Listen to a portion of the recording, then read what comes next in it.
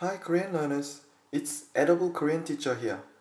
Today, I'll talk about this exam called TOPIK, which is an exam to test your Korean level. Let me introduce myself first. I am a Korean teacher with more than 10 years experience. I'd like to help those who registered for the TOPIK exam in April. So if you're one of them, keep watching this video as I'll share my email address so you can contact me. Also, I'll go through every information you need to know about TOPIK. Okay, what is TOPIK? It stands for the Test of Proficiency in Korean. And who is it for? It is for a non-native Korean speaker. I don't know why I did this test when I was in high school because I am a native Korean speaker. I'll tell you more about this later if I have a chance. Anyway, let's move on. Why doing this exam? And what is the benefit?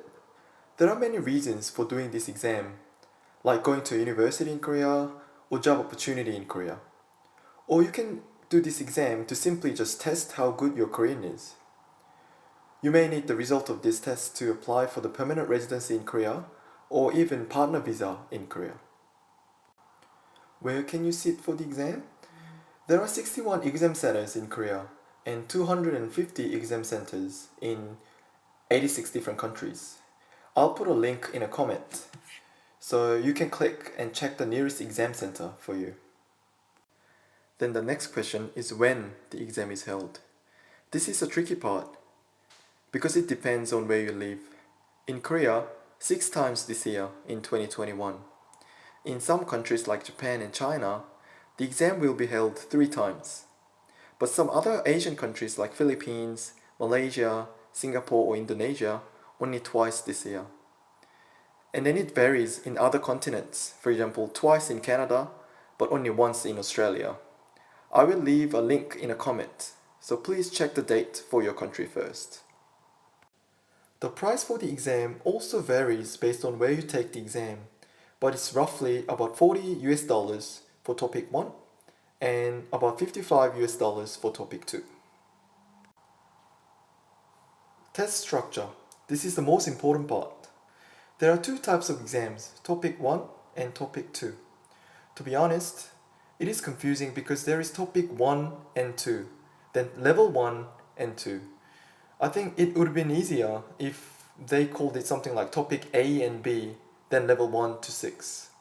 I sometimes get confused when people say they study for level 2. I mean, is it topic 1 level 2 or topic 2? Anyway, it was just my opinion. So if you do topic 1 and get 80 marks out of 200, then you pass level 1.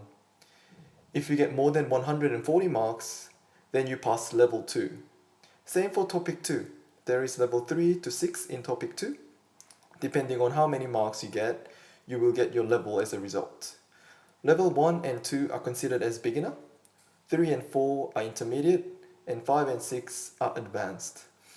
Another thing you need to note is topic 1, there is listening and reading only, whereas topic 2, there are listening, reading, and writing. TOPIK is valid for 2 years, like other language exams. Finally, how can I help? I will upload tips and lessons for TOPIK, so you can come to this channel and study. Also, I will share my email address in a comment box below, so please email me if you need a personal online tutor.